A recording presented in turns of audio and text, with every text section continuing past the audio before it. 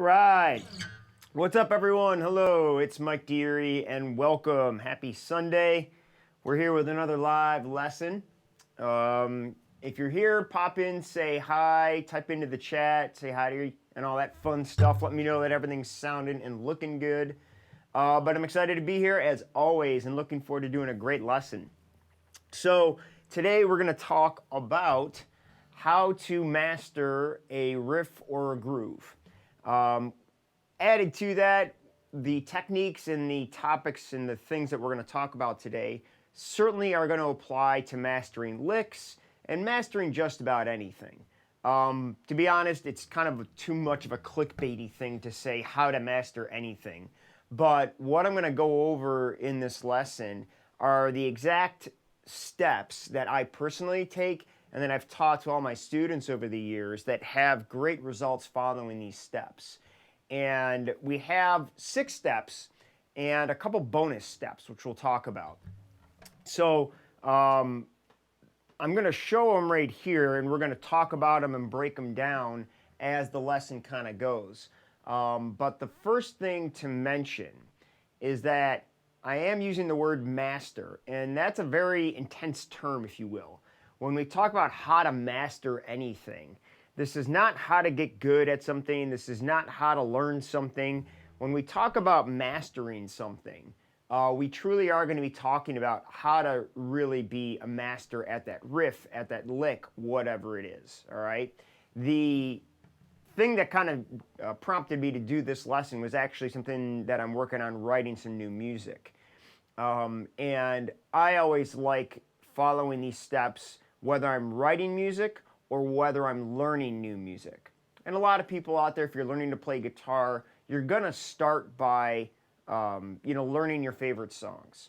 And these steps that we're going to talk about are definitely going to be the steps that I take to learn anything that I want to learn, if it's a cover tune, if it's a piece of music or whatever. But again, even if I'm writing my own music, these are the steps that I'm going to take to learn how to master anything, all right? So let's go ahead and jump in.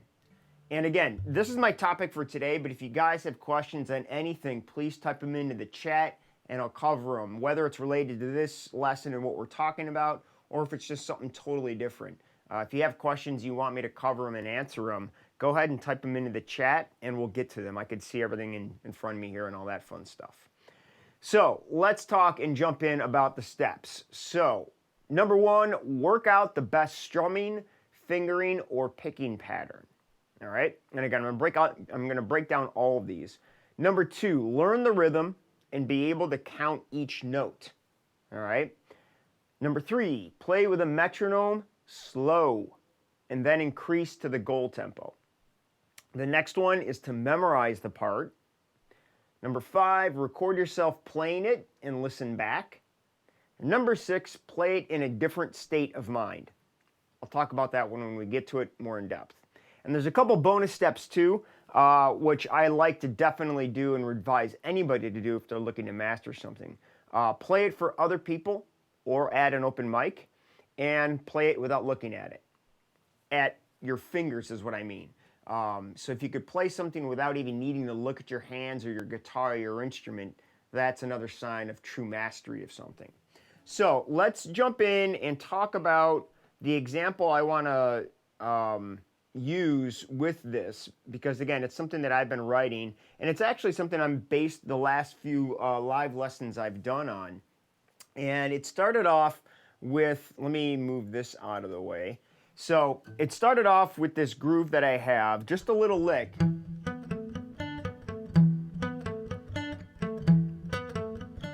So I'm going to loop this.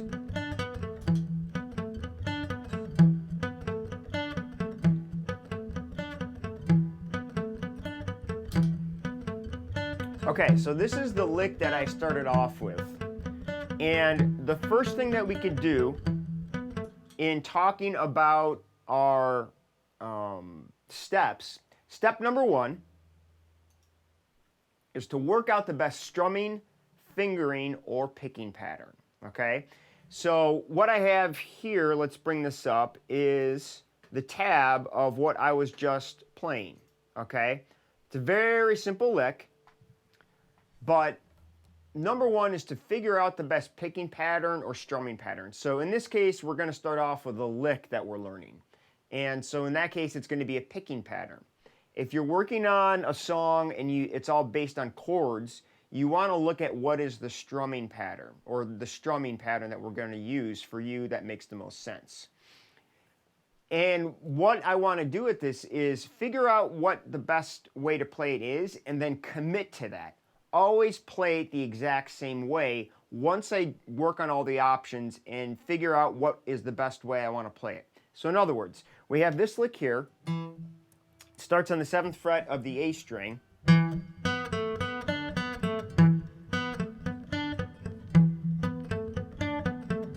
So in this case, what I'm going to work out is, am I going to pick the notes strictly alternate, down and up or down, or am I going to do some variation on that? Okay, so in this case, I start off with a down pick, down, and then I do another down pick, but then I use strict alternate picking. Down, down, up, down, up, down, up.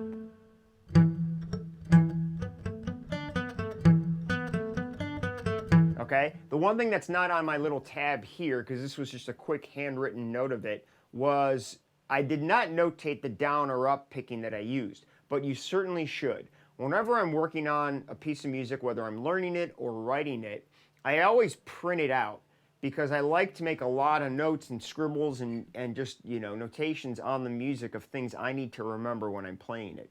Again, we're talking about mastering something, and that comes with work and time, all right? There is no shortcut to mastering something, in my opinion.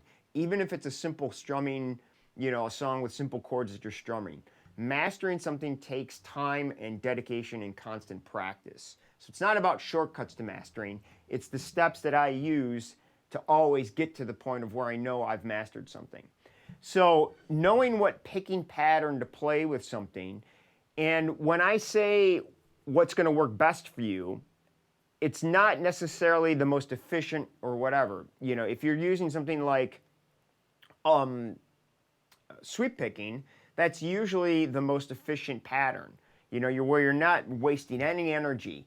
But sometimes it's not always the easiest or just the best way for you to play something. So whatever it is you're learning, whether it's a chord progression or picking a solo run, you want to work out what picking pattern makes the most sense for you. But once you figure that out, stick to it and always play it that way. Okay, that's number one, because what you're doing is you're training your muscles to move in the exact same way every time you play something. All right, let's look at another example that has chords and more, a little bit more in-depth rhythm, if you will. So this here is the main groove that we're going to talk about. I'll actually play, let's just play this top part here.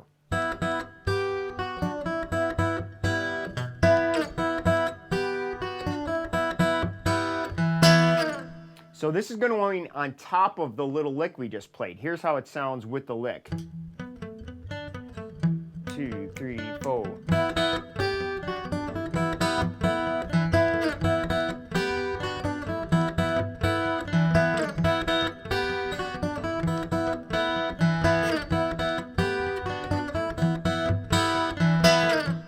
Okay. Oops, I don't want to do that.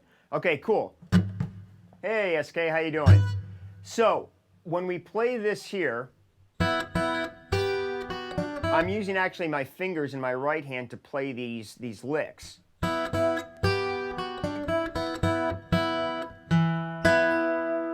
And on the last two notes, when we go to the chord,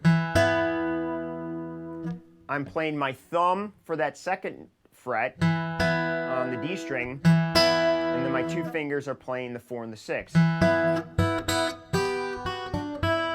So again, if I were to print this out, I would probably notate, if I needed to, on that sheet what fingers I'm actually using, all right? There's really no amount of scribbling that's not good. If you need to really make a ton of notes, you know, do it. When I would be done with a piece of music, it'd be so much writing all over it because you're just kind of making all the notes you need.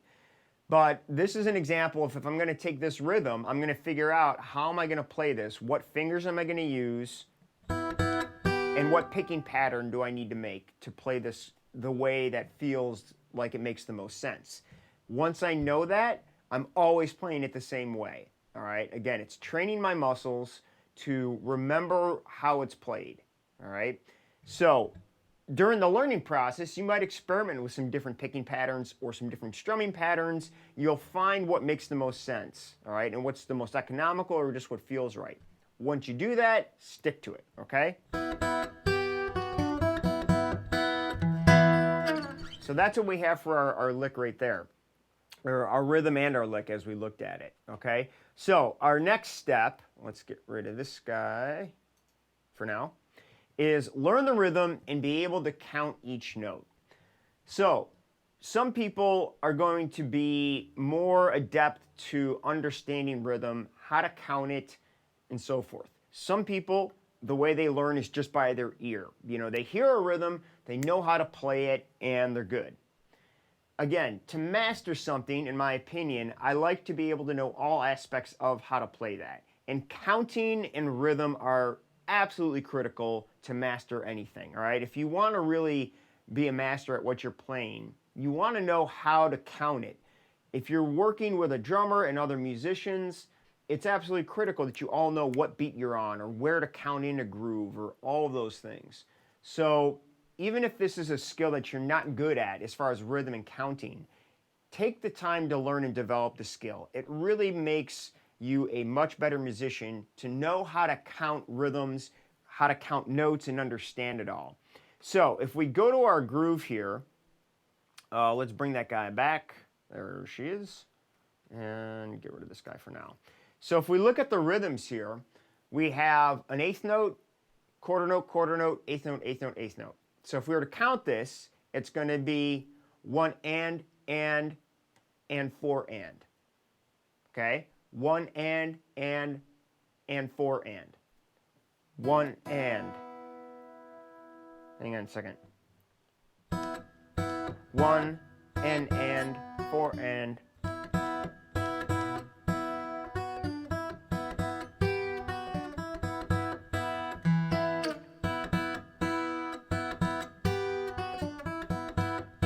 All right, so in other words, one and, four and. All right? So again, if that's kind of confusing, I'm not going to make this whole lesson be about rhythm and how to count it all. And this is definitely a trickier rhythm, but I know the way it counts by breaking down the rhythms, and that's super important. All right? So if you're not really good at counting and understanding rhythm, that's one of the things that's super important, okay? Especially if you're writing music, in my opinion. But again, if you're someone who works with your ear and is really good with learning stuff just by ear, you're going to intuitively know if you're playing it right or wrong. And most people can still get there. You know, most people who are good with their ear just play it and know they're doing it right. But again, to be really, really proficient and master something, I personally like being able to know how to count something, because one of the next steps here that we're going to look at, let's see if that is the next one, is play it with a metronome. Slow. All right? That's so important. Play it with a metronome slow, and then you're going to increase to the goal tempo of whatever it is. Again, if it's a cover tune that you're learning, you'll probably figure out what is the tempo of the song that I'm learning, and then you'll know where the tempo that you need to be eventually at is. Whenever I want to learn something and get really good at it, I'm always learning it super slow, okay? But being able to count this is what allows me to play it with a metronome correctly, okay? Let's take this same riff, for example. All right, so we're going to come back to our riff here, and the other thing I'm going to do is see if I can get my metronome live. Let's bring this down in tempo. Now, the goal tempo of this riff is about, I think, around 100. Let me see how this sounds at 100. Let's see if we can get this working. Does she want to work? Hang on one second. And let me know if you guys have questions on this too. Chat in. Okay. There we go. Okay. So this is at about 100. 2, 3, 4.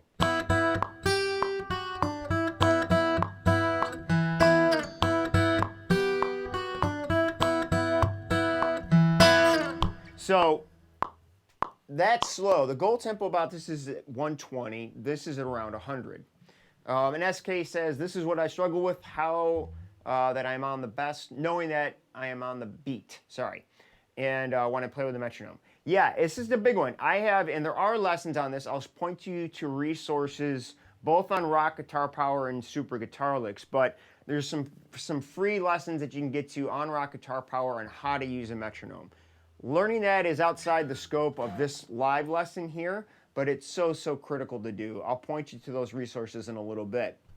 But if I'm learning this riff, I'm going to break this riff down to, let's bring this down to like 80, for example, all right? And again, I'm going to want to know how to count this. 2, 3, 4. 1 and 4 and 1 and. See what I mean? I could count the rhythms, not even playing it. I'm going to vocalize what the rhythms are just for this first bar. All right, so watch this. 2, 3, 4. 1 and 4 and 1 and 4 and 1 and 4 and 1 and. See what I mean? I'm kind of messing it up a little bit there, but hopefully you get the point. So once you really understand what the beats are and how it locks to a metronome, you're then going to practice with that metronome slow. Because again, it's only at a slow tempo that you're going to be able to think about what is the picking pattern or the strum pattern and how does that lock into the metronome. Trying to play something at tempo right when you're learning it is usually not going to work out, and it's certainly not going to help you really ingrain all the things that happen at that moment, okay? But when I take it slow, I have time to process all the different things that are happening. And that's what I'm doing here with this riff, right? So at a slow tempo, if I play the whole riff, 2, 3, 4.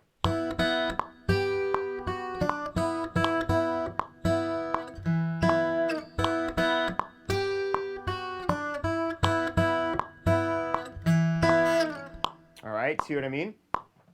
SKS is the and on or between the beat. So the and is between the beat. So the way we're going to count rhythm, for those that aren't used to knowing how it breaks down and counts, it's very much like a ruler, you know, in standard system in the US.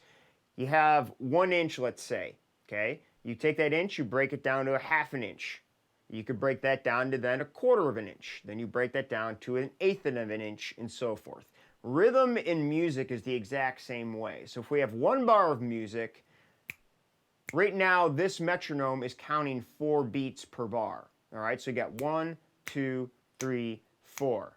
All right, the and is in the middle or an 1/8 note. 1 and, right? So 1 and 2 and 3 and 4 and. So again, very basic rhythm breakdowns. We'll talk about that later, or I'll do another lesson about this, because if you're not comfortable with rhythm, it's definitely something that you need to spend a lot of time making sure you're 100% sure on. And you're welcome. So anyways, we come back to this riff and we know we got it locked into the metronome slow. Then it's the process of taking it faster and faster. How fast? Every time, it's up to you. You got to find out what's comfortable for you. So if we play the same riff at 90, 2, 3, 4.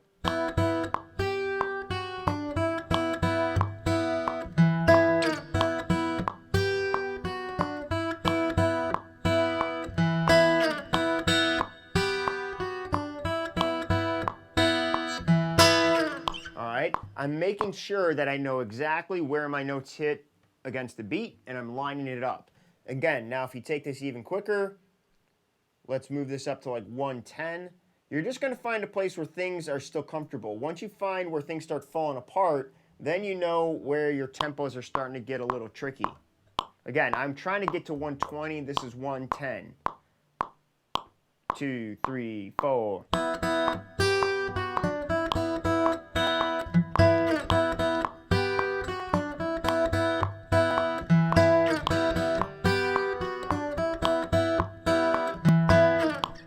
no problem. So if we get this up to 120, which is our goal tempo, we'll hear the way this thing sounds. All right, so there's 120. 1, 2, 3, 4.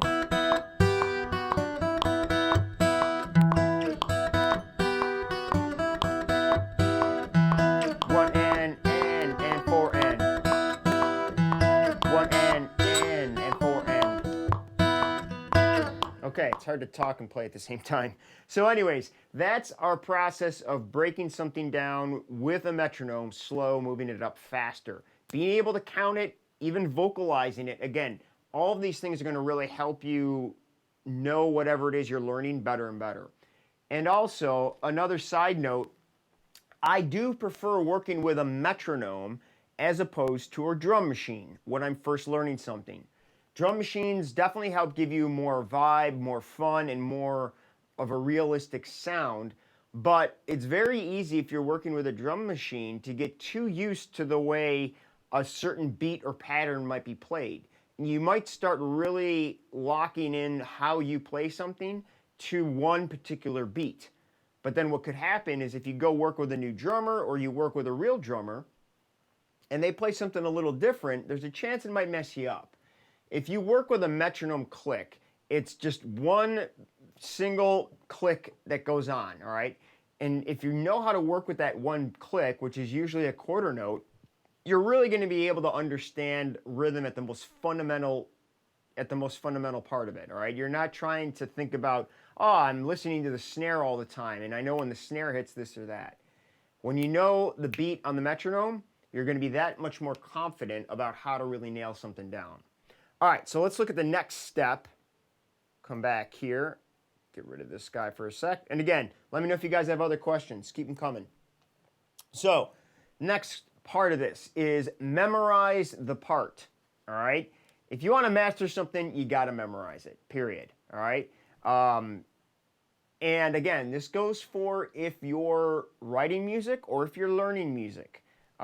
It's the same for both. And even though when you write music, if you do, it's generally coming from inside you. So yes, most people are able to just memorize it because you're writing it. But I always write anything I'm working on down because I find that step of writing it on paper or using apps to write music out on, I'll show that in a different lesson.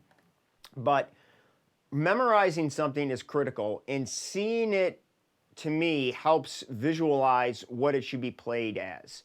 And to me, that's just super important. So, but it goes without saying that memorizing whatever it is you're working on is critical. How do you get to the memorization point of it? That's really different for a lot of people. For me, it does take a while. I like learning more complicated stuff, but even if it's something simple, memorizing something is a different process for some people. Like some people like to use, note cards, and they can kind of just say, hey, have the note cards in front of me. If I forget it, I can quickly look at it. Or maybe it's just a technique of doing note cards and swapping them out and seeing if you memorize them. For me, I like to take it sometimes, usually by a verse or a chorus or a section of the song, and just keep repeating stuff until I could do it without looking at the music. So memorizing in general, though, it's such a critical point to mastering anything. So that's definitely one of my steps in this whole process. The next one, record yourself playing it and listening back. So this is another one that nowadays, fortunately, there's no excuse not to do it, all right? Maybe 10 years ago, it was harder to record yourself. But nowadays, when everyone has a cell phone, most people have a computer, there's really no reason and no excuse not to be able to record yourself. Even if it's leaving yourself a voice message, or find an app that you could record anything and play it, record it, and listen back, okay? Because there's no better judge. You can't judge yourself accurately while you're in the moment of playing it. Whatever it is you're learning, when you're in the process of playing it, you might be super into it and you might be zoned in on it, but that doesn't necessarily mean you're playing it great. It's not until you record yourself, then listen back when you're not so focused on playing, that you could really pick out any, inaccuracies or anything that can be played better about the riff, lick, or whatever it is you're learning. So again, record what you're trying to learn once you think you have it down and memorized, and then be very critical about yourself.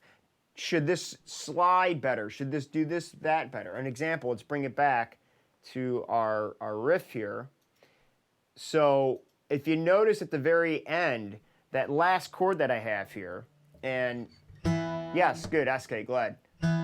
So yeah, 1 or 2 measures is a good amount of information to kind of learn at any given time. But again, it also depends on how complex what it is you're learning. If you're learning a soloing line or a lick, even a half a bar sometimes could be enough to kind of work on at any given time. But if we look at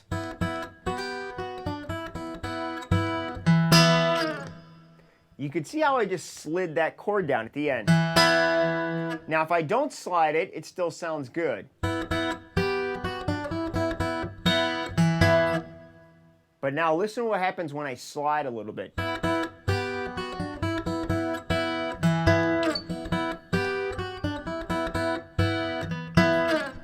That little slide, to me, is just one of those things that makes playing this groove more interesting and more polished.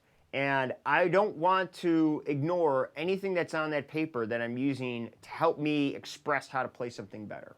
So if you have some notation in something that you're learning or something that you wrote out, really follow that and stick to that. And those are the type of things that if you record yourself, when you listen back, you could get a much better sense of saying, hey, yes, I am doing all of these elements that make this riff sound awesome, or this lick, whatever. But again, it's not until you could listen back to yourself playing what you're doing to be hypercritical about it. So that is absolutely one of my big steps there. All right, coming back to it. And again, if you guys have questions, pop them in there. So the next one, play it in a different state of mind. And this is one of my fun ones. What do I mean by this? So many people, when they're learning something, are going to do it in the comfort of their own home, in their own practice space, and usually they're going to be doing it at the same time every day. Usually. Not always, but for me personally, in the mornings is my time to really practice. Grab some coffee, sit down with my guitar, it's quiet, I'm always in the same room, whether it's the studio here or my living room upstairs, I'm always in this same environment. And just being in that environment makes me comfortable. It makes me focus and it makes me get in the zone of just being able to just focus on learning and playing. That is not what happens when you go and play something for somebody, whether it's at an open mic, whether it's with your band, whether it's for your significant other, whether it's for your kids, whatever the case is. The second you take yourself out of that place that you're so comfortable with, things change, things happen, and you'd be surprised at how quickly those things that are different will trip you up and shine a light on the fact that maybe you haven't mastered this yet. Another couple good examples, whether you're tired or not tired. I used to look forward to going out at an open mic if it was late at night, because I'd say to myself, shit, I'm too tired. I don't really feel like going out. I don't feel like waiting. I don't feel like getting on the list, blah, blah, blah. But I told myself if I wanted to be a real musician, there's going to be nights where you just don't feel like playing, but you have to do it. And it's a great way to put yourself in the state of mind of being super tired and still seeing if you could perform whatever it is you're going to perform like a master, okay? Another example, have a couple drinks. Stay home, don't drive, whatever. Use your own discretion. You'd be surprised in that same scenario how when you're sitting at home in your regular practice flow, you're probably not sitting there getting drunk, getting a buzz, or even having a drink. But bring it now to the live setting. You go to an open mic, the list got full real quick, and the only spot you could get is dead last. It's happened to me a million times. But you still want to play. So what do? You hang out and you grab a couple drinks while you're just hanging out and listening to everybody else waiting for your turn. All of a sudden you get on stage, you got a little bit of a buzz, and all of a sudden you go to play and everything goes to shit. It's a very, very popular thing that happens to people if they don't really practice what it's like to practice maybe a little buzzed, all right? Again, use your own discretion on that, but I'm totally serious. It's something that if you can perform it just as good after a drink or two, or whatever your vice is, if you could do it just as good, that to me is going to let you know that you have it mastered, because no matter what state of mind you're in, whether you're tired, whether you got a little buzz, whether you're high, I don't care. You name it. If you could play it the same way, you got it down. You got that mastered, okay? So that to me is a critical step. It's not even something I left for a bonus step, as you could see here. I think it's so important to practice something in different states of mind and not always practice and perform something when you're in your comfort zone of where you're used to practicing, okay? Cool, enough said on that. But a couple bonus steps. Play it for other people or at an open mic. Again, you gotta know what it's like to just get out there and play it for people, because you're gonna find out that whatever it is you sat there for hours and hours and hours with yourself working on it, that the second you go to play for someone, all this different energy, the nerves, your confidence might go down a little bit, but your nerves definitely will go up. And those little things change the way you're going to react to playing something. So the more that you play something that you mastered or trying to master for people and put yourself in front of other people to hear it, you'll find that those are the things that really bring your playing to a new level, because all of a sudden you're out of the same zone that you've always been in. So another really critical step for me. And the last one is play it without looking. All right, and that's not the music, that's not your cheat sheets, that's play it without looking at your guitar, okay? Being able to close your eyes and play what you want to play. For example, this riff.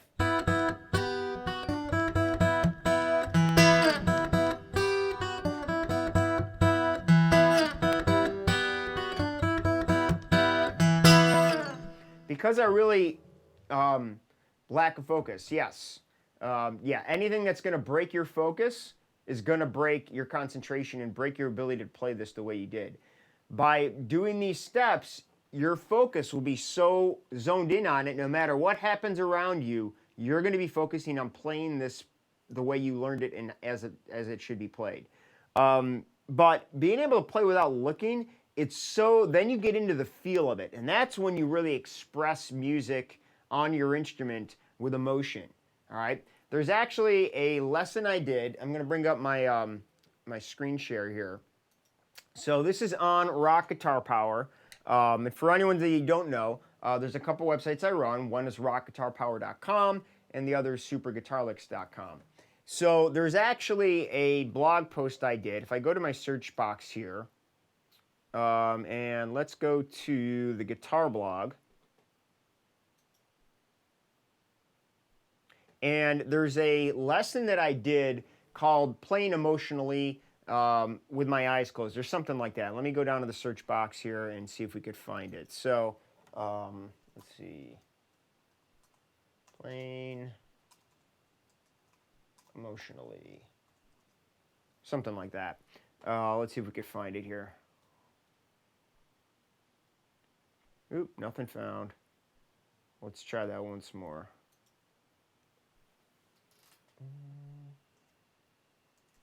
Let's just put in eyes closed.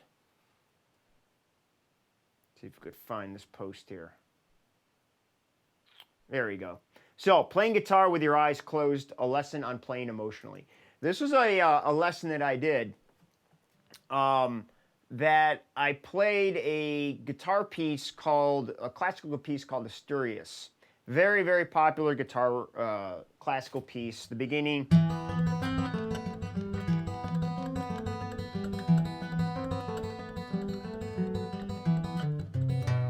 And so forth. Very popular piece. It took me months to learn this. And one thing that I made a very quick note on about this lesson was that it's not being arrogant and being a show-off, the fact that I could play this with my eyes closed.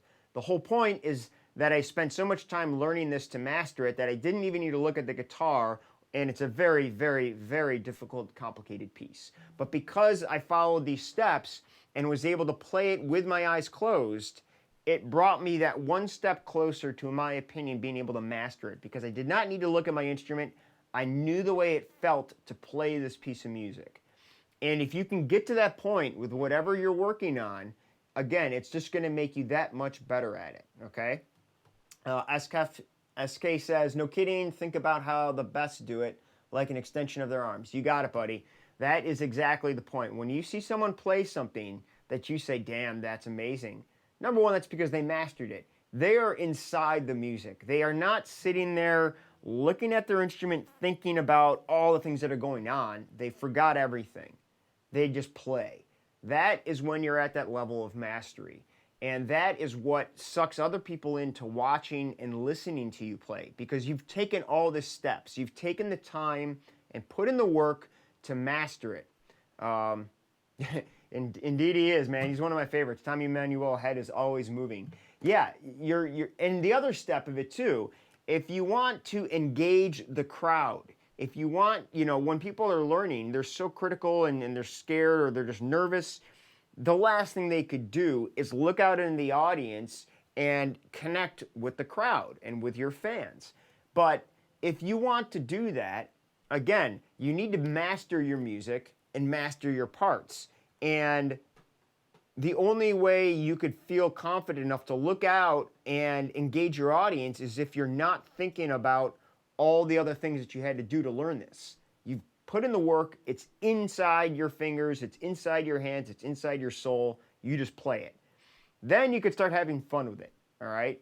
And this feeling is also what I use to calm myself down, or, everyone, in my opinion, still gets a little bit of nerves when you go to play something. And of course, there's always that feeling of, oh damn, what if I forget? What if I don't remember the part? Anytime I feel that when I'm about to go perform, I literally just say to myself, you know what? I know this piece, period, done. Don't think about it. Because I've already gotten to the point, if I'm going to perform it out, that I know I don't even need to think. I could just play and let it come out of me, because I've taken all of these steps and practiced something with this amount of attention and detail, all right? But if you're still working on that, step, which one do we got here? Which one was it? Well, step number one of the bonus steps, playing for people and playing it out at an open mic, that's the process of mastering. So if you're going to play it for someone, or maybe that's why open mics are perfect for this, because people usually aren't expecting perfection or mastery. It's a great environment to work out what you're doing. You're not going to a gig that you're expecting people to pay you for. When that happens, you have better mastered what you're working on, in my opinion. If you want to be a pro, or just even be respectful of the people that are paying you money to come see you, you better have taken the time and energy to master what you're going to play for them. But if you're going to an open mic, you're going to go up and play one or two songs. Everyone just supports you, whether you suck or whether you're amazing. And even if you want, I'm not a fan of the whole open mic disclaimer of telling everybody, hey, this is my first time, hey, blah, blah, blah, blah. But if it helps you, do it. Tell the crowd, hey, I'm trying a new piece of music. This is the first time I'm playing it. Let's see what happens. It gives you a little bit of a buffer so that if you totally bomb, people will be, okay, he's just trying this out. That environment is going to help you master what it is you're working on. So use that. Don't be afraid of it. It's nerve-wracking at first, but it gets to be a lot of fun once you get it down. All right, anybody have any questions on all that stuff? I want to give a couple other examples of some other things that I have learned. Here's the full lick or riff, by the way. And again, I challenge, I'd ask anybody, try to learn this groove. This is something I'm writing right now. It's a song I'm writing. So you're not going to find these grooves anywhere else. At least I don't think you will. Hope you don't. But, replay this video and we'll look at this tab, and I'll have these tabs available on Rock Guitar Power the next couple days. But see if you could master this riff. Here's how the whole thing goes.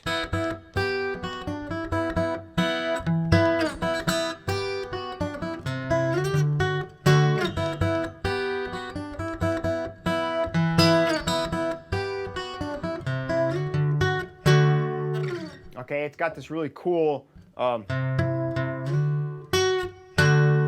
got this cool little rhythm at the end. So that is, because I'm writing it, I wanted to say this is the way it's going to be played, period. I have it written down, I've mastered it, I know it inside and out, and now I can move on with the rest of my song. Let's look at a couple other examples that have to do with maybe some licks. So here we're going to look at a scale run. This is a pentatonic lick, very simple, maybe not simple, but very common way to just play a scale of the minor pentatonic pattern. All right. So my rhythm, 3 sets of 16th notes and then a quarter note. So if I'm going to count that, 1 E and a, 2 E and a, 3 E and a, 4. Right? 1 E and a, 2 E and a, 3 E and a, 4. There's our 1, okay? So, you got it, SK, no problem. So, and guys, if you're here for your first time, whatever, please go to Rock Guitar Power or Super Guitar Licks. Sign up. Both of those have free sign-ups that you could stay on our list, and then I'll let you know when I do new lessons. And if you guys have questions or topics that you want me to cover on these live lessons, please send them in. You know, support at Rock Guitar Power, support at Super Guitar Licks. Love hearing from you guys, and I love finding out what you guys want to know more of. But anyways, going back to our lick here. Nice and slow. All right, let's see if our metronome is still online here. Let's see if we can get this going.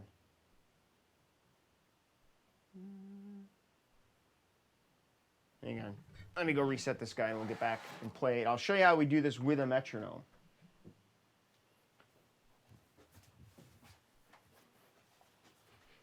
Okay, so right now, this is back up at our 120. That's a little bit fast to start approaching how to play a lick like this. So let's bring our tempo down.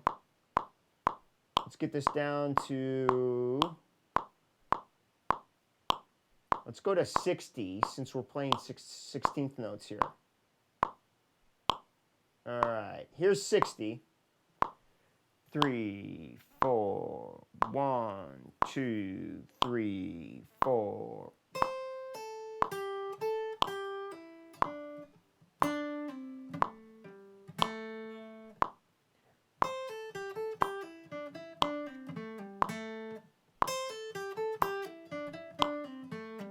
Okay, and I'm also working out, let me use a regular pick for this.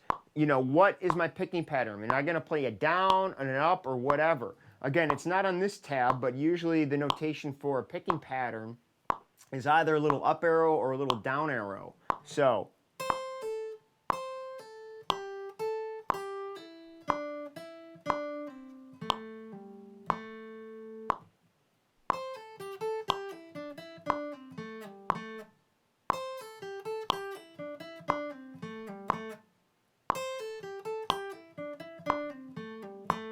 again, looping it and just playing it.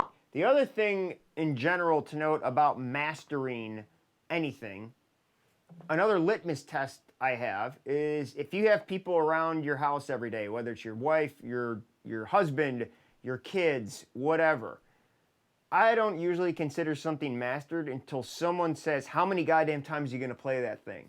That's a good sign that you're starting to get to the amount of time you need to put in to master something. You got to remember that when you're working on something to master it or learn it, you're in a different mindset than the people are around you. You know, I got to play something just hundreds and thousands of times to really master it. I'm in a different mindset when I'm doing that. But if someone's going about their business throughout the house or the same place that I'm at, they're like, what the hell? How many times are you going to play that? That's when you know you're putting in the time, all right? It takes that to master anything, all right? So use that again as a litmus. You're working on all these critical little things during this process of mastering. So it just takes time and doing it a lot. Repetition's key, okay? Let's look at another lick. Here's one that's a little more technical. It slides a bunch, but nonetheless, let's just look at the first bar of this, okay? Oops. All right, so if we look at our rhythms, we got 1E and 2E and 4E, or sorry, 1E and 2E and 3E and 4E and 1E and 2E and 3E and 4E and. Okay, and again, I'm using, in this case I could use all down picks because it's not, I don't need to kind of do alternate picking if I don't want. Or if I want to use alternate picking, I can as well. One of the things that's nice about if you stick to strict alternate picking is that it's a way of you needing to think about one less thing. I know that if I do a down pick, the next one's going to be an up pick. And that's a way to train your picking hand to always be doing the same thing. It's just going to go down and then it's going to go up no matter what. That's one way to approach playing licks and lead lines. Sometimes you need to actually play more efficiently. Sometimes you need to go down, down. If I'm crossing a string, in this example, all right, if I'm going 7 and then I go to 5 and they're on different strings, down, down is the most economical movement that I can make. I can't get more economical if I'm changing strings than going down, down. But that's a little bit technical. It's hard to do that with control. So if I go down, up, my right hand is just going to get in this steady groove of always going down and up. That's why I say, look at what you're playing and figure out the best way to play it for you and what feels the best. It's not always the best thing to say always use alternate picking, always use sweep picking, or whatever. You got to really analyze your parts, write out what you're doing, and figure out what is the best, way to play stuff. So with this groove, again, if we take a nice slow tempo here,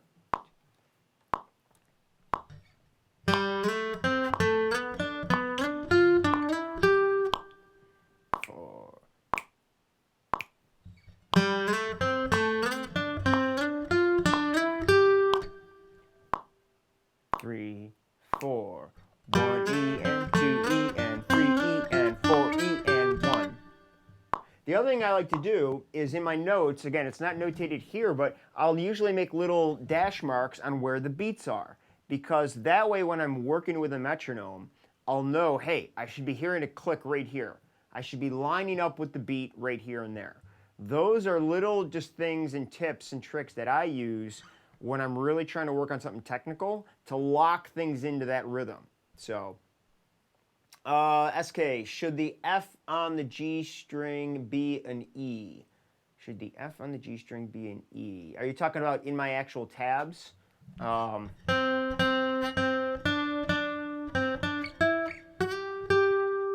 the G string. Not quite sure where. If you could give me a little more detail on what you're asking there. I might have a wrong tab in there. Again, I'm sorry, it's a little small. But that's the way I have it written out there. Again, sometimes the other thing you got to think about when you're learning something slow is that it doesn't always sound the way it's going to sound when you're done. When you really start speeding things up, they tend to sound a little different. So you see the F on the G string. So on the G string, what we have here is C. So the 5th fret is C. Let me see, do I have an F? Oh, I see what you're talking about, the 10 there. No, that should be an F because we're going to get to G. So, all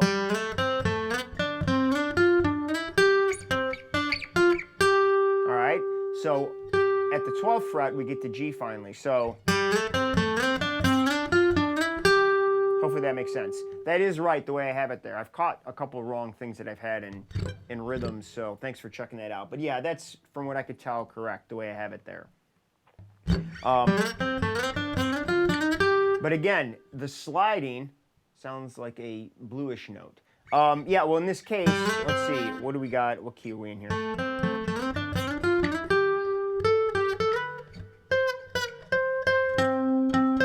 So this one's actually, I believe, in the key of D. D minor. And that's got an F in it. And the other thing to note is the reason why it sounds a little bluish is that because it's also not the end of the riff. It's at the end of the riff that it really finalizes, but I wrote this more for electric, and it's kind of hard to get that high on my acoustic. But anyways, thanks for asking and clarifying for sure. The other thing, so with this lick, we have these slides, right? So I want to work out all the sliding movements and making sure I'm actually sliding nice and tight when I'm doing it slow, at a slow tempo, right? And then when I get faster with it, so at slow, 3, 4.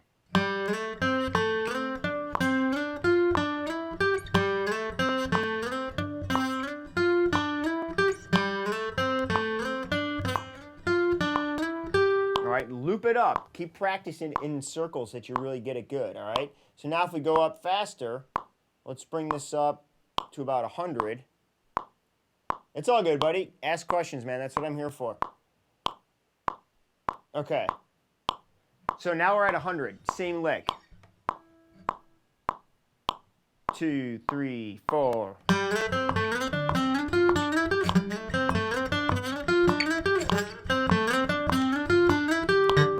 Okay? Because I've mastered this in taking these steps, I could keep moving, and it's not hard for me to play faster now. All my fingers, all my muscles, all my movements know what's up. It's just a matter of doing it quicker. Here's 120. 2, 3, 4.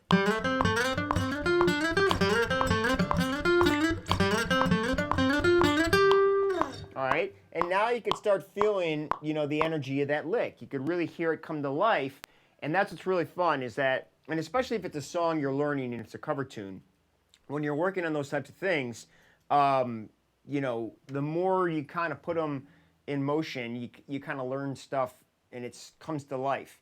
The last example I'm going to give, if you go to my website on Rock Guitar Power, let's bring up our screen share one more time, if I could figure out where it is. Here we go. Okay, so if we go to, let's come up to our dashboard. And there's a course, and actually, SK, one other thing too. If you go to the search box, put in Metronome, and you'll find the free lesson that we have on Rock Guitar Power. There's also one on Super Guitar Licks too. But inside of Rock Guitar Power, let's see. I know I have a Metronome one somewhere here.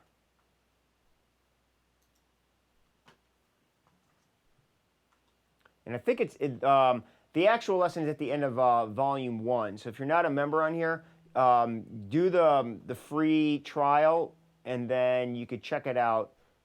I know I'll have to get that back up in live if it's not in the blog. But if I go to Guitar Courses, and you go to Volume 1, Volume 1 has a lesson on how to use a metronome. And that is an in-depth lesson. I think I've also done some live lessons on this too. So you can kind of search. Through. Maybe it's on Volume 2. Let's check Volume 2. Hang on one second. Check the other YouTube videos because I know I've done some other live ones on how to use a metronome. It's such a critical thing to do that you want to make sure you really take the time to do it well and understand how to use one. So Volume 2. Let's see if we got our metronome here. There we go. So the last lesson in Volume 2 is how to use a metronome, so check that one out. All right, and then the other one I wanted to bring to you as an example real quick is a song I wrote called Far From the Middle of East. And what I do is break down the whole solo and the rhythm. It's in the program called the Modes on Guitar. So if you check out this course, there is a section, this teaches you how to use the modes as they relate to guitar players. But if you look at In Action Example 1, Lesson 15, this is going to actually break down a whole solo that I played, starting with the rhythm. And it's actually very similar to the rhythm that we learned in this song that we were learning. Here's the whole tab for the solo. And it starts off with the main groove.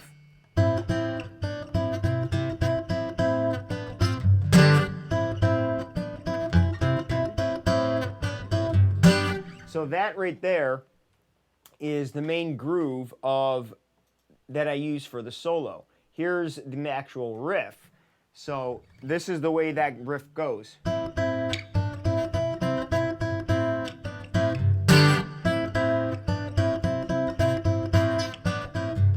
So this one's played at about 112. So if let's change our tempo and get down to 112 with our metronome. And if I play this, 1, 2, 3, 4.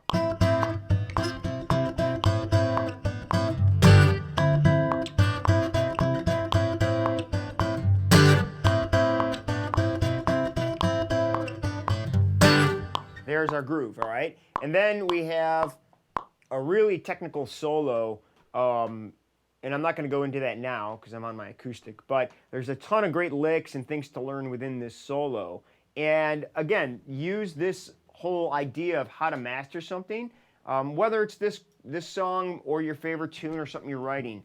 Again, let's bring our steps back one more time to summarize. So number one, work out the best strumming, fingering, or picking pattern, all right? And stick to it. Always play it the same way. Number two, learn the rhythm and be able to count each note, each beat, all right? Learn how to count what it is you're playing. Number three, play with a metronome, start slow, and then increase to get to your goal tempo, okay? Number four, memorize. Got to memorize it, got to be able to do it without looking at any music or any cards or anything. Number five, record yourself playing it and listen back on it, all right? And be critical. Ask yourself, how can I make this sound better? Where do things need to be improved? All right, number six, play it in a different state of mind. Make sure you play it when you're tired. Make sure when you do it right after you get back from the gym. Make sure you can play it when you're not even warmed up. Have a couple drinks and see if you could still play it with a head that's not so clear, if you will. All right. Some bonus steps, play it for other people or at an open mic, and also play it without being able to look at your fingers or your instrument at all. All right. Those are my big steps there on how to master just about anything. But again, as it relates to stick with small things and make little wins. You know, use a riff or a lead line or a lick. Something simple. Don't worry about a whole song, but use these steps to approach that, all right? Celebrate little wins. Try something that you haven't done before and see if you could master it, all right? So there you go. Have fun. Thank you guys for joining. Have a great Sunday. Again, sign up at Rock Guitar Power or Super Guitar Licks so you can stay on our email list, and I'll let you know the next time I'm doing some more live lessons. And also feel free to send in any questions about this or anything else. You could always hit me up at support@rockguitarpower.com or support@superguitarlicks. Okay, guys, have a great day. We will talk to you soon, and go get out there and play your guitars. All right, later.